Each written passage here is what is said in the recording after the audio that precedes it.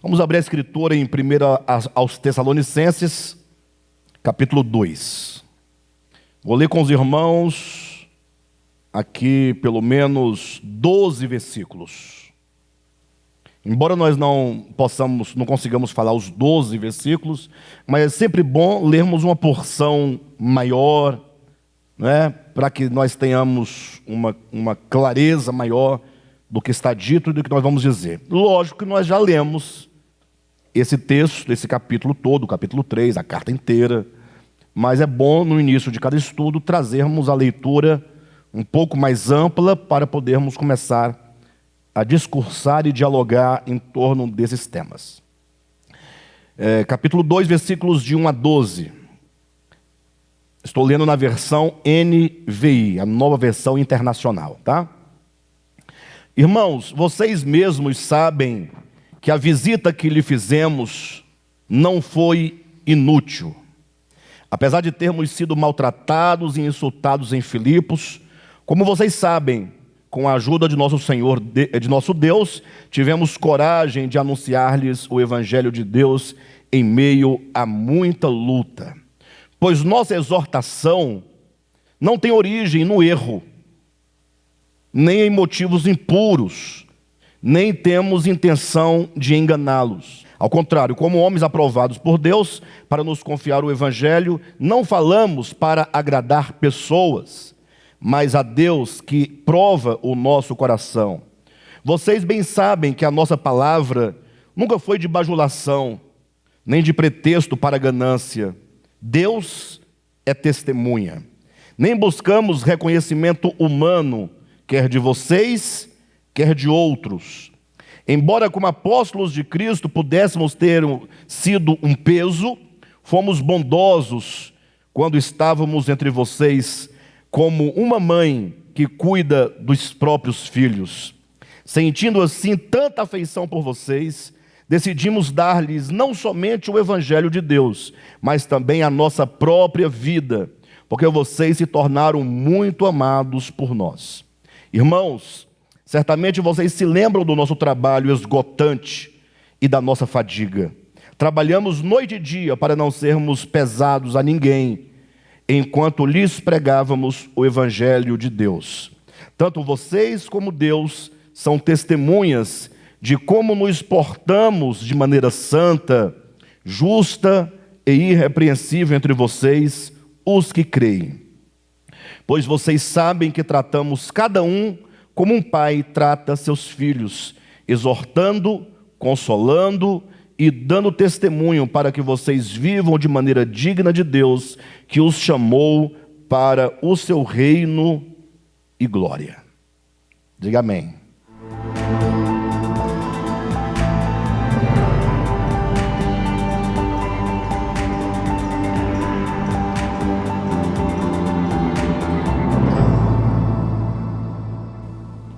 Queridos, como que essa carta é uma bênção, né? Porque é uma carta que ela não traz muito conteúdo teológico. Não é uma carta que trabalha intensamente questões no sentido de apresentar as verdades nos seus aspectos minuciosos, no sentido da ortodoxia, como é o caso de Romanos, né? E o Romanos é uma carta extremamente densa no que diz respeito a explicar todo o Evangelho de Deus, as minúcias, as aplicações. Então essa carta de Tessalonicenses é uma carta mais simples. É uma carta que visa falar mais da organicidade da igreja, mais dos aspectos da relação, seja do crente com Deus, do crente com a palavra, seja dos próprios líderes para com a igreja, no caso específico aqui, dos apóstolos, ou do apóstolo Paulo e seus cooperadores para com a igreja. Ou seja, procura apresentar aqui o retrato de uma igreja sadia. E olha que falar de igreja sadia hoje em dia é muito complicado. A gente vive num tempo em que a saúde da igreja de Jesus Cristo, do corpo de Cristo enquanto uma expressão prática manifestada historicamente, é um tempo de muito equívoco, de relacionamentos espúrios, né? Não somente da liderança para com a igreja, porque não precisamos aqui apontar, mas vocês são testemunhas, vocês acompanham, vocês percebem como que hoje em dia existe aí muita liderança cujos objetivos e propósitos em relação à igreja não é o Evangelho de Jesus Cristo, não é a vontade de Deus, não visam, poderíamos dizer, a espiritualidade em si mesma, não se busca pelas coisas eternas, mas há propósitos impuros, propósitos perversos, quando se mercantiliza a palavra de Deus, quando se faz da liderança, do cargo da liderança, um lugar de poder e de domínio sobre os filhos de Deus, quando se faz da liderança ou das funções de pastor, de mestre, de doutores, de bispos e outros mais, com fins de ganhar a vida material, e não somente ganhar a vida material, mas de enriquecimento ilícito, impróprio, não é? Como que exploram a fé das pessoas. Tem esse aspecto, ninguém pode negar. E a despeito de quão sinceros são os cristãos de um modo geral, não podemos fechar os olhos para o fato de que existe esse aspecto negativo na liderança da igreja, não em todas as igrejas, não todos os líderes, mas isso é algo muito notório, é algo muito patente, a ponto de você ter que procurar uma agulha no meio de um palheiro, como quem busca, poxa, olha aqui, nós vamos encontrar pessoas sinceras, que tenham propósitos sinceros, verdadeiros. Por outro lado, não haveria esse grupo, desse clero maldito, perverso, pecaminoso, se não houvesse do outro lado também pessoas que formam a assembleia, que formam as igrejas, né? O grupo de pessoas, se não houvesse pessoas que estão ali para serem alimentadas segundo também a sua ganância.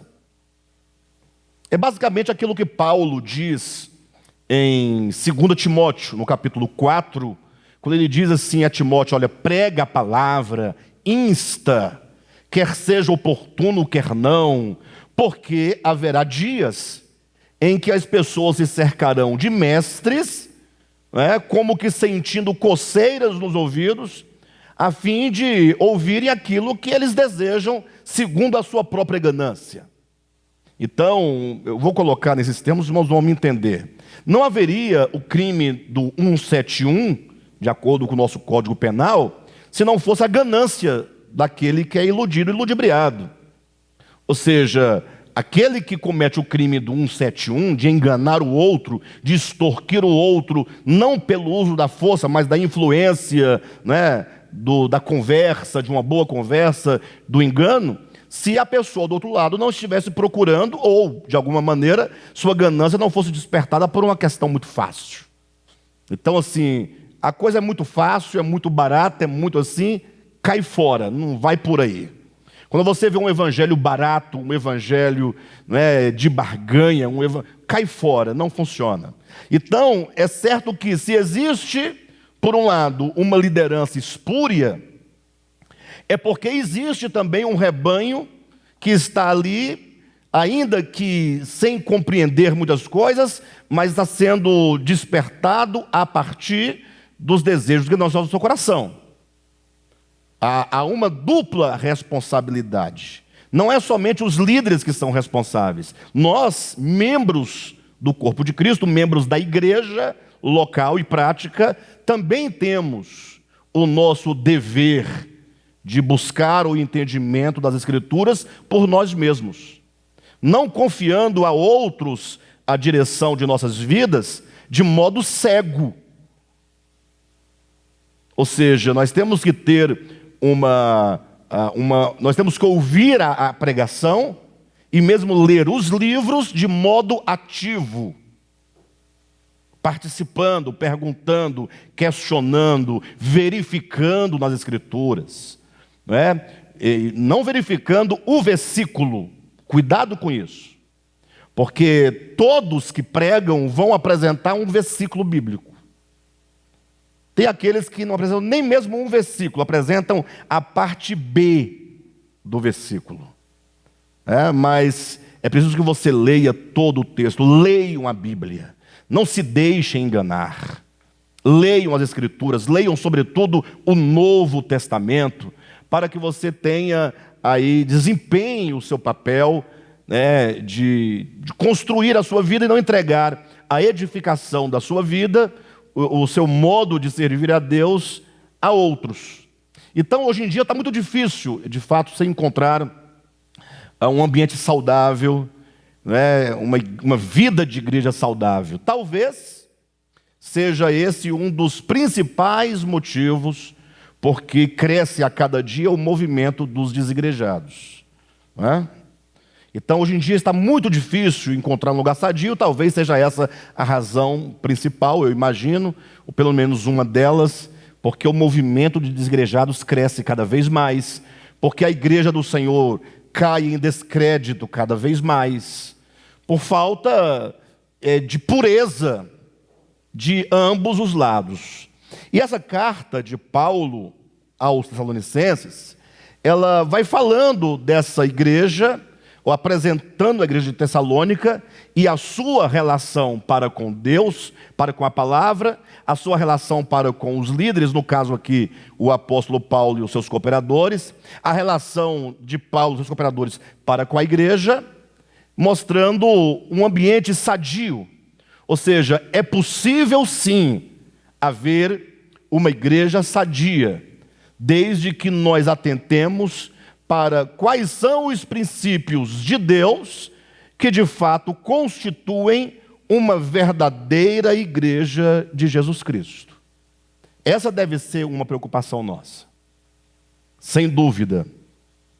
Então veja que, se no capítulo 1, essa carta abordou, falando acerca da igreja, dos irmãos da Assembleia, dizendo o modo como eles lidaram para com os apóstolos, sendo receptivos, o modo como eles lidaram para com a palavra, sendo receptivos à palavra, acolhendo a palavra, e não somente acolhendo, mas com muita fé, com muita convicção, recebendo como palavra de Deus e não de homens, e então assimilando essa palavra, para que essa palavra fosse trabalhada neles e eles pudessem manifestar o fruto dessa verdadeira conversão. O capítulo 2 fala agora acerca desses líderes. Embora esses líderes aqui sejam os apóstolos, no caso o apóstolo Paulo e seus cooperadores, mas se aplica, em princípio, aos líderes da própria comunidade, sejam eles pastores, ou que seja chamado de pastor, de bispo, de presbítero, de ancião, não importa o nome, aqueles que estão liderando as igrejas locais, os pregadores, os cooperadores, os mestres. E então, balanceando esses dois capítulos, capítulo 1 e capítulo 2, você tem certamente, ou terá uma visão clara de como deve ser este relacionamento dessas duas partes, liderança e liderados, para haver uma igreja sadia. Então, como já falamos exaustivamente acerca dos irmãos de Tessalônica, vamos falar agora no capítulo 2 acerca dessas lideranças. Amém, queridos? Dessas lideranças. E o apóstolo Paulo começa no versículo 1 e 2, trazendo um ponto fundamental que deve ser levado em conta. Ele diz: irmãos, vocês mesmos sabem que a nossa visita, ou que a visita que lhes fizemos não foi inútil. Dá uma pausa aí. Paulo visitou a cidade de Tessalônica. Paulo pregou às pessoas de Tessalônica. Essa pregação resultou em frutos. Ou seja, nasce uma igreja em Tessalônica. E não nasce qualquer igreja, nasce uma igreja que corresponde aos anseios do Evangelho. Nasce uma igreja não é? Paulo vai dizer que esses irmãos, eles eram eleitos porque tinham os frutos, porque tinham os resultados. Uma igreja que amava de fato o Senhor, uma igreja que amava, não é, a palavra de Deus, que acolhia a palavra de Deus, que fazia uso da palavra de Deus. Então houve esse resultado. Mas também diz o apóstolo Paulo que a visita deles à cidade de Tessalônica, ou aos irmãos de Tessalônica, não foi inútil, também pelos propósitos do coração dos líderes. Porque se os líderes vão fazer a obra de Deus, os missionários, entenda missionário no sentido bíblico da coisa, no sentido próprio da palavra, aquele que faz missão, e não um cargo que se dá para membro de igreja. Isso é um problema muito sério. Hoje em dia, não sei se vocês sabem, como estamos falando aqui de disposição de relacionamento sadio, hoje em dia muitos permanecem nas igrejas em função de cargos. A igreja se organizou de tal maneira, eu vou falar do Brasil, porque é aqui que nós conhecemos mais propriamente, de maneira que se a pessoa não tiver um cargo, uma função específica, ou uma função que ainda que seja apenas de nome, elas não ficam. Porque eles entenderam que a igreja funciona como que uma estrutura de posição, e de poder, e de nome. Aí para segurar membro, o que os líderes fazem? Vou te consagrar ao presidente da campanha do quilo. Aí o indivíduo fica feliz, eu sou o presidente. O que você é? Eu sou o presidente da campanha do quilo. Para quem não sabe o que é a campanha do quilo, é um programa social que a igreja possuía antigamente, em que os irmãos levavam 1 quilo de farinha, 1 quilo de feijão, de arroz, e tinha o responsável de recolher esses alimentos, fazer a cesta básica. Seria o presidente da assistência social da igreja, mas chamava-se antigamente de campanha do quilo. Então o irmão fica satisfeito em saber que ele é o presidente da campanha do quilo. E isso é importante que tenha tal presidência, porque se é um serviço essencial, tem que ter quem cuide, não? Tem que ter, não pode ser uma coisa... Então tem que ter alguém responsável, pessoas responsáveis. O que não pode ser confundido é que isso é um serviço em amor que se presta, não é um degrau que se sobe. Bem, de todo modo, aí tem o vice-presidente da campanha do quilo, tem o terceiro vice-presidente da campanha do quilo, né? E veja bem, eu entendo que todo departamento essencial da igreja, no seu aspecto social e espiritual, tem que ter pessoas cuidando. A crítica não é ao fato de alguém cuidar de uma área, de um setor. A grande questão é como você encara esse serviço. O serviço ele deve ser encarado, ou melhor, essa função deve ser encarada como um serviço em amor. Ou seja, aquele que recebe uma função, ou que desempenha uma função, no sentido de servir os santos, ele é o menor. Não é uma posição para que você se orgulhe, né, na sua carne, não. É apenas uma oportunidade que você tem de servir os santos de uma maneira prática dentro de uma dada organização. Não que aquele que não tenha isso não possa servir, pelo contrário. Mas se você ganha, você recebe misericórdia de Deus de poder servir os irmãos, né? Mas, infelizmente, a ideia, seja daqueles que são os líderes, seja da comunidade, é sempre uma ideia de ganho. É sempre uma ideia de alguma coisa, ou seja, o que eu vou ganhar com isso? Algum louvor, algum dinheiro, algum aplauso, algum cargo. Tanto é que não raras vezes, quando uma pessoa que já está numa dada denominação há algum tempo, ela por algum motivo vai sair daquela comunidade e comunica ao pastor, o pastor logo dá um jeito de inventar um cargo para a pessoa com o fim de segurá-la, de mantê-la. E não são poucos os que aceitam, né? E ficam, né? Ou seja, um enganando o outro e o outro se auto-enganando e achando que está tudo bem. Mas a questão do evangelho, as nossas relações, liderança, igreja, no trato do evangelho, a nossa relação com o próprio evangelho, é sempre uma relação de doação. E toda doação gera sofrimento. Entenda isso. Toda a nossa relação de igreja, seja dos líderes para com a comunidade, seja da comunidade para com os líderes, seja de uns para com os outros, toda a relação de igreja deve estar fundamentada na base do amor, na base do serviço, na base da entrega, e isso vai gerar sofrimento. Pastor, que espécie de sofrimento? Há os mais diversos possíveis. Aqui o apóstolo Paulo vai mostrar no versículo 1 e 2 que eles tiveram um sofrimento mesmo na carne, físico. Mas como não é a nossa realidade presente, podemos entender que toda doação gera sofrimento. Esse sofrimento como Jesus fala, por exemplo, ele diz que se o teu irmão te ferir na face direita, volta à esquerda, não é?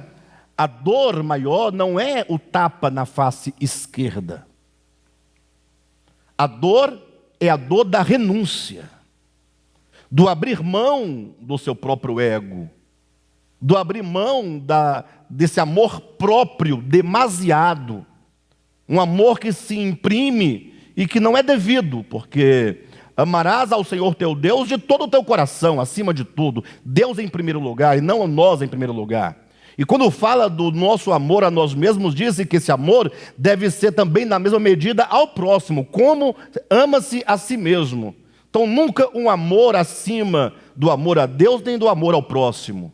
Ou seja, devemos nos amar, lógico. Se você não se ama, você está perdido. O problema é que tipo de amor é esse que nós temos a nós mesmos. Quando você estabelece um amor que seja uma beira a idolatria de si mesmo, quando você se coloca num lugar que não lhe é devido, no sentido que nada pode lhe tocar, você é a menina dos olhos de Deus, como se costuma dizer.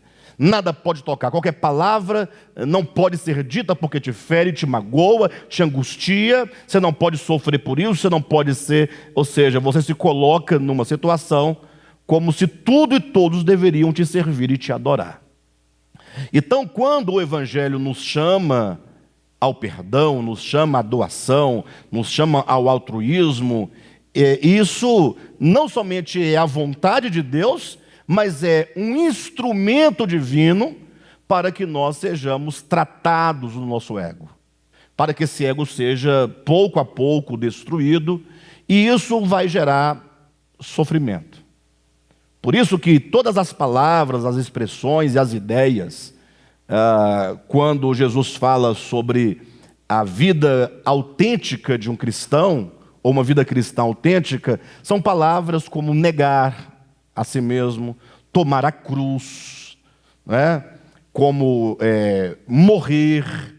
São palavras que trazem no seu interior a ideia de sofrimento, né? E aqui é importante nós falarmos algo, irmãos, porque as pessoas às vezes confundem muitas coisas. A pessoa eventualmente estuda psicologia, estuda psicanálise, estuda coisas do gênero, e aí, quando ouvem as mensagens do Ministério de Volta à Palavra, ficam confusas, porque confundem o que Freud chamou de ego e o que a Bíblia chama de ego. Se esforce para entender isso. Quando nós falamos de ego, nós não estamos falando de nenhuma parte essencial do ser humano. Se tem uma coisa que, segundo o conceito bíblico, o homem não tem absolutamente é ego. Olha, se não tem, por que devo negá-lo? Por que devo fazê-lo morrer? Exatamente porque essa é a falsa impressão que você imprime sobre si mesmo. É a projeção do querer ser. Isso é ego. Ego é a projeção de você querer assumir um lugar que não é seu, que não é você. E, portanto, isso é uma mera ilusão. É essa ilusão que tem que morrer, e não uma parte essencial do teu ser, da tua alma. Então não confunda com o ego lá de Freud, que é uma parte essencial constitutiva da psique humana. Lógico que nós temos sentimentos, lógico que nós temos tendências. Não é que você tem que agora se anular. Não, pelo contrário, você tem que se afirmar. A questão é que quando você se afirmar, você descobrirá que a parte essencial sua é o próprio Cristo. Quem foi que disse isso? Olha, Paulo vai dizer, logo, isso é Gálatas capítulo 2, versículo 20, vamos ler, só para os irmãos entenderem a ideia que nós estamos colocando. Gálatas capítulo 2, versículo 19 e 20. A gente já volta aqui para Tessalonicenses. Quem não tem costume com as nossas prédicas acha que eu não estou tratando do capítulo 2, versículos 1 e 2, né? Mas eu estou exatamente no ponto nevrálgico do versículo 1 e 2 do capítulo 2. Logo vocês verão.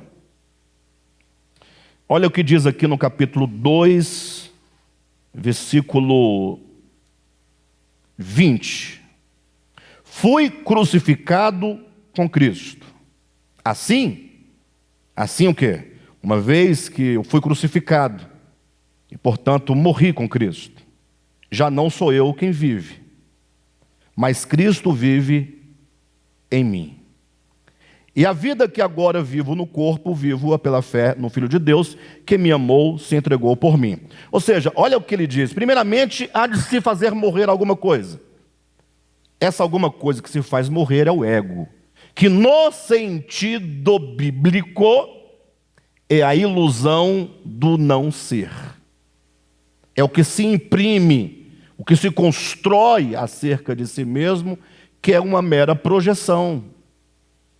Uma vez que isso é crucificado, que isso é anulado, você se encontra com a sua parte essencial, a quintessência do ser humano, a sua parte mais substancial, intrínseca da sua existência, é o próprio Cristo. Basta você olhar, está lá claramente dito em Gênesis capítulo 2, como que Deus cria o homem. Ele forma do pó da terra, não é? O corpo humano. E então, para que esse homem se torne, portanto, esta alma vivente, esse ser vivente que somos, falta mais um elemento: o sopro divino. Ou seja, esse sopro divino é o que torna essa parte material, esse ser vivente. Então, o sopro divino é parte essencial do homem, uma vez que no próprio modus operandi da criação, não há homem sem esse sopro divino. Sem esse sopro, eu já falei 1.000.000 de vezes, mas tem que repetir, não é vento. Deus não tem vento. Deus não respira. Aí não respira não? Lógico que não respira. Respiração é uma necessidade física, é uma fisiologia do ser humano. Deus não pode depender de qualquer elemento para que ele seja, do contrário, não seria Deus. Quando Deus sopra, portanto, ele simplesmente está liberando para dentro do homem algo de si mesmo. Ele sopra a si mesmo para dentro do homem. E, portanto, essa parte essencial do homem é o próprio sopro de Deus, é o ruach divino, é o pneuma divino, é o Espírito divino. Por isso que quando o homem, o grande problema do pecado é exatamente o homem ignorar que essa sua quintessência é o próprio Cristo, e agora ele tem que gerar algo, criar algo para que ele seja o que ele não é. E aí ele projeta, é o que nós chamamos de máscara. É uma máscara. Você cria toda uma projeção, a partir da presunção do seu coração, o que se chama ego, que é, na verdade, uma falsificação do ser. É um não ser. Então, fazer morrer isso é abrir mão do que você não é, para você, então, ser exatamente aquilo que você deve ser. Logo, já não sou eu quem vive. Logo, Cristo vive em mim. Mas para que tenha esse resultado, não sou eu quem vive, Cristo vive em mim, tem que ter o início. Estou crucificado com Cristo. Eu fui crucificado com Cristo. A cruz é um instrumento de aniquilação. E esse processo de aniquilação desse ego é o que gera sofrimento, abrir mão de si. Lembra, Jesus disse, se alguém quiser vir após mim. Gente, por que a gente faz tanta confusão? Tanta confusão. Não sei, porque nós estamos sempre discutindo as coisas básicas. E exatamente essa discussão das coisas básicas é exatamente a nossa resistência do nosso eu, é nós querendo sobreviver à cruz de Cristo. Então, quando diz, logo já não sou eu quem vive, porque eu fui crucificado com Cristo, é a cruz que vai exatamente trabalhar. E isso vai gerar dor, porque você vai ter que agora, você vai sofrer, o seu ego vai sofrer. É um sofrimento do ego. Quem sofre é o seu ego. E esse sofrimento é a resistência de não querer abrir mão. O sofrimento é a própria resistência. Por isso que, inclusive, o apóstolo Paulo vai ensinar em Romanos, capítulo 8, que os sofrimentos são um caminho que nos conduz à glória. Não há glória sem sofrimento. Por que não há glória sem sofrimento? Ora, porque nós não temos condições de manifestar o que somos, porque há um problema em nós, esse ego, esse tal do ego, que não é um ego freudiano. Não é. Não é. Tem que estudar. Tem que separar as coisas. Tem que parar de confundir as coisas. E se não souber, tem que procurar saber. E não ficar apertando sem necessidade. Porque não me aperta. Não me aperta. Bem, de todo modo, esse sofrimento, Paulo vai dizer que o caminho da glória é um caminho de sofrimento. Porque é por meio desse sofrimento que aquilo que não somos, que pensamos que somos, que pretendemos ser, é destruído. Romanos capítulo 8, a partir do 17, ele vai dizer acerca dos sofrimentos. Sofrimento, portanto, é indispensável. Não há mudança, não há transformação, não há salvação sem sofrimento. E a grande prova é o próprio Jesus. Sendo ele, Jesus, a encarnação do Verbo, impoluto, sem pecado, precisou passar pelo caminho do sofrimento. Quando você fala, Jesus, para nos salvar, morreu na cruz, você está afirmando, não há salvação sem sofrimento. Agora, o grande problema é o engano, É o engano. Cuidado com o engano. Cuidado com as coisas fáceis. Com as coisas que te parecem que não... Porque logo vão dizer, não, mas Jesus morreu por mim para que eu não precise morrer. Quem te falou isso? Peraí, quem falou isso para você? Vamos lá. Gente, presta atenção. Jesus morreu no meu lugar. Como assim? Para ele ter morrido no seu lugar, é uma coisa muito lógica. Eu não estou negando o Evangelho, eu estou explicando o Evangelho para os irmãos. A morte vai haver de Cristo e é muito valiosa e muito preciosa. Você tem que compreender. Para Cristo ter morrido no seu lugar, do jeito que você pensa e que o cristianismo decaído ensina, é uma coisa muito lógica e simples. você estava condenado ao lago de fogo, sim ou não? Ou estava condenado a quê? A pergunta é: a que o homem está condenado? Não é a morte eterna? Para Jesus ter morrido no seu lugar, nesse sentido, ele deveria ter morrido eternamente. Aniquilado eternamente, no fogo eterno. Acabou, ele pagou por você. Ou não? Pense um pouco em nome de Jesus. Pense um pouco em nome de Jesus. É baseado nesse conflito que eu estou trazendo para os irmãos, levando os irmãos a pensarem, foi que um tal de Kennedy Reagan, ele criou uma ideia de que Jesus, quando morreu na cruz, ele desceu ao inferno, baseado em Atos 2, disse esse pregador já falecido americano, que ele foi para o inferno de fogo, ficou 3 dias dentro de um tacho de fogo, porque do contrário não poderia ter ele morrido no nosso lugar. Vocês entendem? Até onde vai a capacidade do ser humano?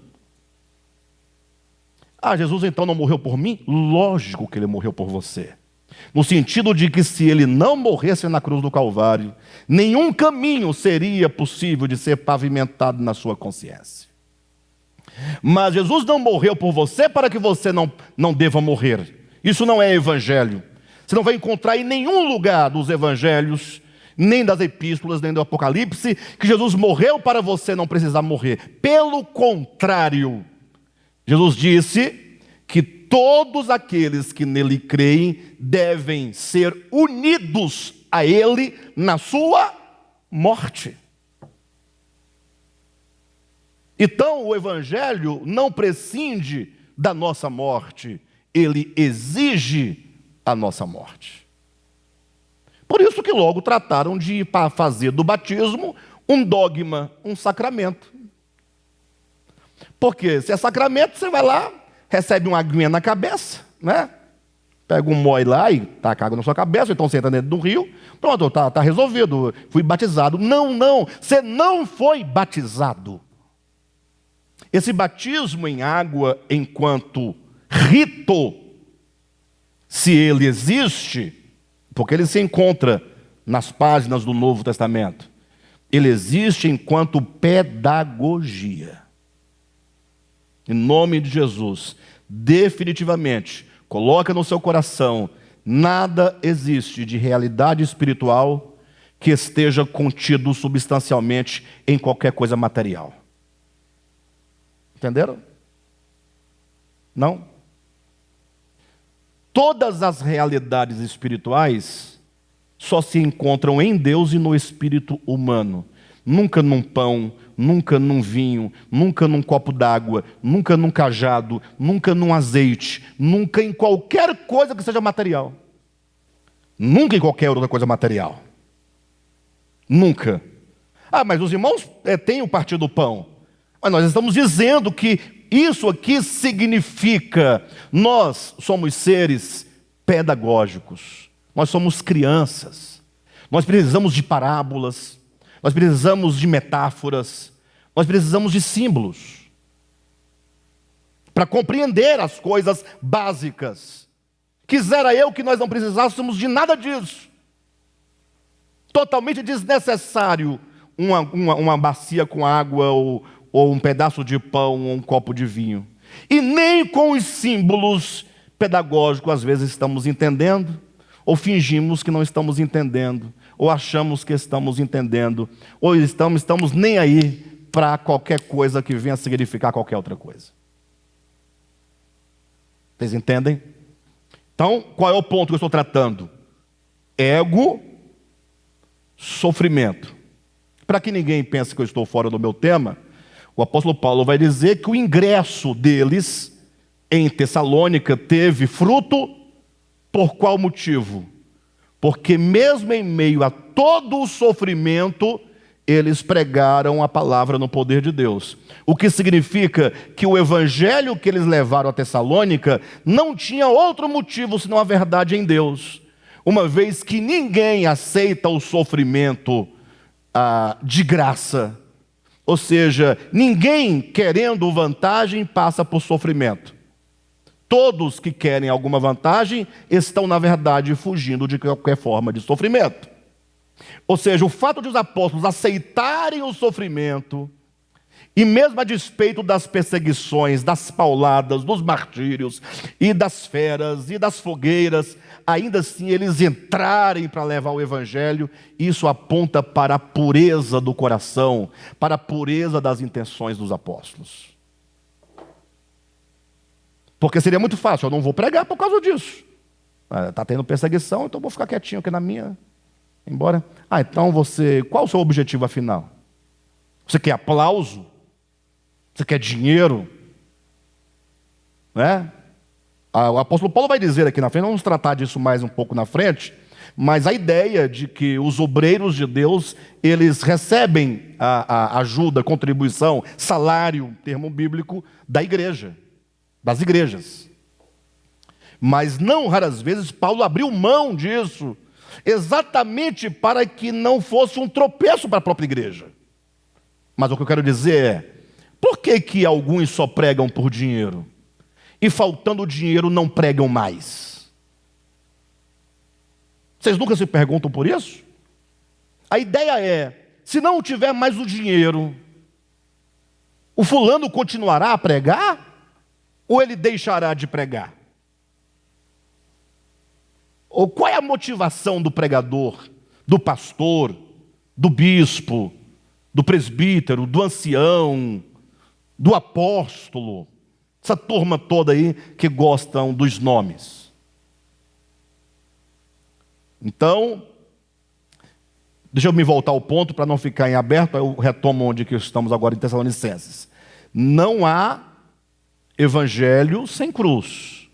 Não há evangelho sem morte. A morte de Jesus não visa nos livrar de morrer. Pelo contrário, a morte de Jesus, ela, em primeiro lugar, ela é possível para mostrar ao mundo o perdão de Deus. Não é uma morte necessariamente para nos perdoar os pecados. Agora, se esforcem para me entender. Se esforcem. Porque eu tenho que falar para os irmãos claramente, para os irmãos crescerem na vida, crescerem em graça, em conhecimento e terem um relacionamento correto com Deus. Pastor, a minha Bíblia diz claramente que Jesus morreu para nos perdoar os pecados. Aí você, baseado nessa asseveração, que é bíblica, que é verdadeira, mas que você não procura entender o sentido da maneira correta, mas da maneira tradicional. Quando é que alguém perdoa alguém? Duas coisas são necessárias para que haja o perdão. Primeiro, alguém tem que ferir o outro. Esse é o pecador. Mas para haver perdão também tem que ter alguém ferido. Alguém ressentido. Alguém magoado. Tem que haver. E vocês já pararam para pensar num Deus magoado? Num Deus ressentido? Eu me recuso a servir um Deus ressentido. Porque alguém que é capaz de se ressentir, é uma pessoa muito perigosa. Até porque ela está bem... Quais são os nossos problemas de relacionamento hoje? É que você está com a melhor pessoa do mundo hoje, amanhã você está com a pior pessoa do mundo, é a mesma pessoa. A melhor pessoa se transforma na pior pessoa. Como pode ser? Alguma coisa aconteceu que a feriu. Ela, não posso mais me doar, não posso mais. Um Deus ressentido é um Deus mesquinho. Um Deus ressentido é mais ou menos você estar na sua casa tomando um café na sua área, de bermuda, sandálias nos pés, de boa, num sábado à tarde, tranquilo. Aí vem aquelas formiguinhas bem pequenininha, cuja mordida é a pior que tem. Aí ela vem assim e tá. Aí você, miserável. E agora você fica profundamente ofendido com a formiga. Aquela formiga vai me pagar. Faz sentido isso? Na hora você vai até matar, vai dar um tapa e vai esmagar, né? Mas A ideia que é inconcebível a ideia de que você fique ressentido, magoado, transtornado com a formiga. Como é que Deus pode ficar magoado com o homem que Ele criou? Se antes de Ele criar o homem, Ele já sabia de tudo. Nada é novidade, Deus não é pego de surpresa. E nada que o homem faça é capaz de ferir o eterno. Nada, nada, nada. Lógico que quando a gente fala do âmbito humano, nós falamos, o homem fere a santidade de Deus, o homem fere a justiça de Deus, mas no sentido de que nós estamos em oposição. Mas isso é unilateral. Deus é eternamente Deus e não pode ser tocado, nem maculado por qualquer coisa que seja. Nem mesmo o homem, nem mesmo seus pecados, nem mesmo a santidade, nem mesmo a dádiva. Nada que o homem dê a Deus o acrescenta e nada que o homem faça negativamente o diminui. O que é a morte de Cristo, quando a Bíblia fala que Ele morreu para nos perdoar os pecados? Significa que Ele morreu para mostrar ao mundo que Ele não está ofendido, que você pode vir. A morte quer dizer, Deus estava em Cristo, reconciliando consigo o mundo. Por isso que diz, e Ele nos confiou a palavra da reconciliação. O que é a palavra da reconciliação? Ei pessoal, podem vir. Deus não está irritado. Você abandone o seu caminho e venha. Mas o abandonar o caminho e vir não é condição. É uma necessidade necessária, porque se não abandona, não vem. Porque o vir é abandonar. Porque o caminho não é algo que se faz. O caminho é algo que se percorre para longe do Criador. Quem entende o que estou falando? Ou seja, o homem, com os seus atos egoístas, perversos, ele vai se afastando. Deus fala, pode vir, filho. Ah, mas eu fiz. Pode vir, filho. Eu quero colocar sandálias nos teus pés, anel no seu dedo, te dar uma veste nova. Olhe para a parábola do filho pródigo.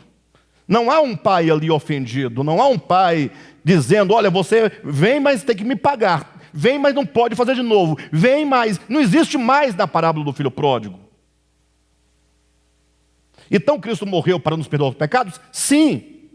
Em que sentido? Morreu para demonstrar ao mundo que Deus não é exigência, Deus é doação.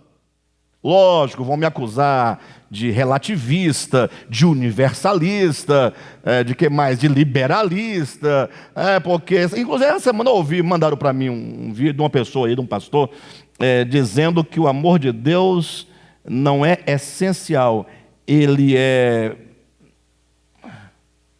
não é bem mandamento, ele é ordem, é como se fosse alguma coisa nesse sentido. Porque as pessoas querem um Deus que ame, mas que ame condicionalmente. Eu amo desde que? E aí na verdade, essa é uma criação do próprio homem, que cria um Deus à sua própria imagem e semelhança. Ah, pastor, então pode fazer o que quiser e está tudo bem? Não tem nada bem. Não tem nada bem. Porque quando Deus diz para você não ir por esse caminho é um caminho de morte. Você está morrendo. Morrendo morrerás. Gênesis 2,17. Deus não quer que você morra. E o perdão divino que é mostrado e demonstrado e manifestado na cruz de Cristo é perdão para todos.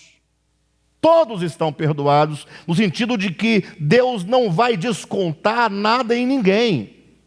Ah, então façamos qualquer coisa e está tudo bem? Não, porque aquele que recebe o perdão divino, que é curado no seu coração, quanto às suas impressões equivocadas acerca de Deus, aquele que entende o amor de Deus, ele retorna à casa como o filho pródigo retornou.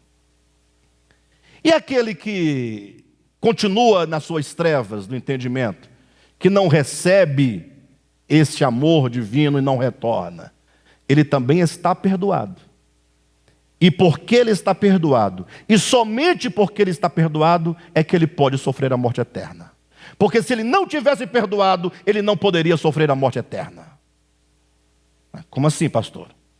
Se está perdoado, por isso ele sofre a morte eterna? É porque perdão é perder. Perdão é Deus falando assim: olha, eu tenho direito sobre a sua vida.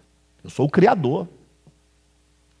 Eu tenho direito, eu tenho poder de manter você aqui, ó, amarrado a mim, mesmo você se estribuchando.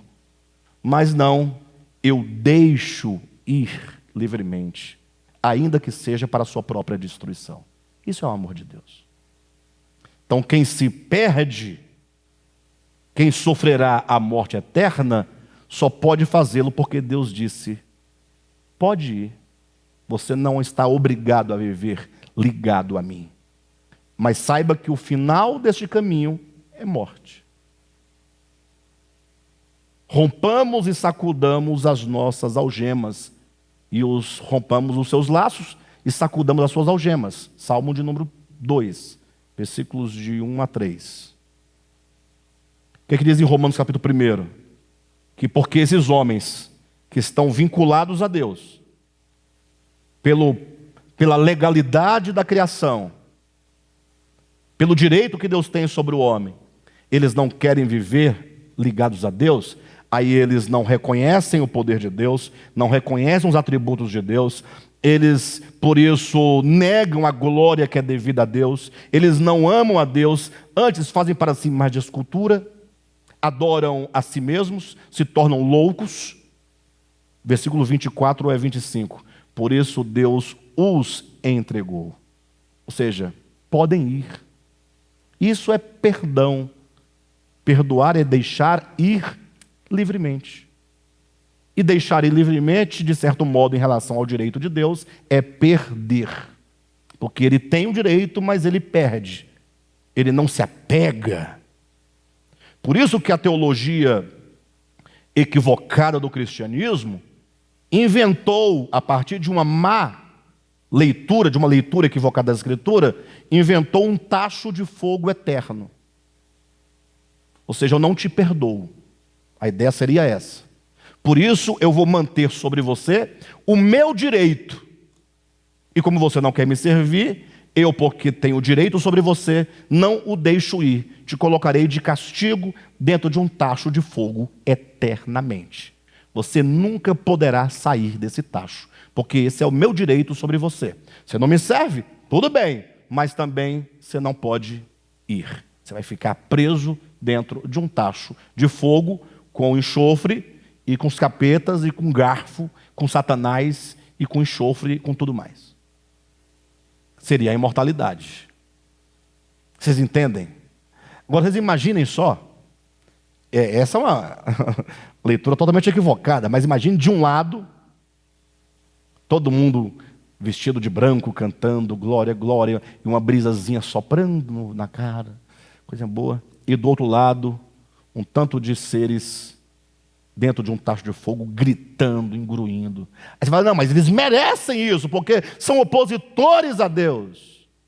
Mas isso, esse final da história, esse fecho da história, porque começou em Gênesis, fechou em Apocalipse, esse fecho revela e manifesta a graça e a misericórdia de Deus, ou revela o poder arbitrário de um Deus tirano que ou vai ou racha? Eu sei que muitos não vão concordar com isso, mas não tem problema. Bem, mas de todo modo, eu preciso retomar, nós acabamos saindo um pouquinho do que nós estávamos dizendo, de fato, dessa vez foi a necessidade de esclarecer alguma coisa, mas tudo isso para explicar o ponto de que não há salvação sem morte, não há salvação sem sofrimento, e que a morte e o sofrimento de Cristo não nos isenta de morte e sofrimento. Pelo contrário, o que é a pregação do Evangelho, senão o convite ao homem a se unir a Cristo na sua morte, no seu sofrimento e na sua morte, e também na sua ressurreição. O batismo, enquanto esse símbolo, ele é exatamente como diz Paulo em Romanos capítulo 5, capítulo 6, versículos de 1 a 3, esse batismo ritualístico, ele representa essa união do homem com Deus na sua morte e ressurreição, com Cristo. Por isso que poucos entendem aquele texto de Marcos capítulo 16, versículo 15, quando diz que quem crer e for batizado será salvo. Há uma discussão em torno disso. De modo que há aqueles que acreditam, que falam assim, não é bem assim. Crendo é salvo, ainda que não seja batizado. Há os que defendem esse lado. Aí vem o contrário. Não. Para ser salvo tem que crer e batizar. Aí a discussão fica assim. Uns creem que a salvação depende de fé mais batismo. O batismo entra enquanto uma condição de salvação. E o outro diz, não pode haver condição de salvação. Basta a fé. Vocês entendem que aqui eles eliminam um para ficar só com a fé? E aqui eles fazem de duas coisas? E na verdade não há esse problema, essa discussão não existe. Quem crer e for batizado quer dizer, quem crer no Evangelho, no sentido de que essa fé não é uma fé meramente dogmática, mas é a fé capaz de levar este homem à união com Cristo na sua morte e ressurreição. Por isso o batismo. E por isso que a pessoa pode então dizer salva, porque é a morte quem de fato o salva. Porque o que te condena é exatamente essa presunção do não ser, que é o ego. A salvação se opera organicamente. Então, veja que a questão do Evangelho, dessa pureza do Evangelho, não nos exime do sofrimento. O sofrimento chega a ser algo necessário. De modo então que o apóstolo Paulo diz que o ingresso dele e dos seus cooperadores em Tessalônica, em relação à igreja, não foi infrutífero. Por quê? Porque, por um lado, a igreja recebeu a palavra com convicção, não recebeu como palavra de homem, recebeu com fé, acolheu a palavra, teve uma boa recepção da palavra, viveu a palavra, praticou a palavra. E, por outro lado, os apóstolos não eram mercenários. Ou seja, porque se eles fossem mercenários, os apóstolos, se estivessem lá por qualquer outra coisa que não fosse as almas daquelas pessoas, que não fosse pelo Evangelho, que não fosse por Cristo, que não fosse pelo reino de Cristo, não poderia se dizer que houve sucesso naquela investida, porque de algum lado estaria corrompendo e impedindo o sucesso e o objetivo do Evangelho. Capítulo 2, versículo 1 e 2 de 1 Tessalonicenses. Irmãos, vocês mesmos sabem que a visita que lhe fizemos não foi inútil. Ou seja, teve resultado. Versículo 2. Apesar de termos sido maltratados e insultados em Filipos, como vocês sabem, com a ajuda de nosso Deus, tivemos coragem de anunciar-lhes o Evangelho de Deus em meio a muita luta. E eu quero que os irmãos recebam esse primeiro ponto. Ao falarmos das lideranças, nós estamos trabalhando com pessoas que lutam em prol do reino de Deus. Existe uma causa, no sentido de que, mesmo com as lutas, com as tribulações, com as dificuldades, eles demonstram, esses líderes de Deus, uma pureza de coração. Eles não deixam de anunciar. O fato de os apóstolos enfrentarem as tribulações, de superarem as tribulações, e a despeito das tribulações, ainda assim, pregar o Evangelho, aponta para a integridade do coração desses apóstolos. Saiba, todos aqueles que não têm essa pureza do coração, tão necessária para o cumprimento da obra de Deus, eles se esquivarão de toda e qualquer forma de sofrimento. Porque eles estão ali para se autopreservarem e não para se doarem. A obra de Deus é sempre doação, é sempre entrega. E se os apóstolos experimentaram um sofrimento concreto, um sofrimento histórico, um sofrimento na carne, nós que não estamos dentro de circunstâncias semelhantes, também passamos por sofrimentos, nem que esse sofrimento seja entendido como o sofrimento de que sempre quando nós servimos, sempre que nós nos doamos, nós sofremos pela aniquilação do nosso ego que resiste servir por desejar ser servido. Amém?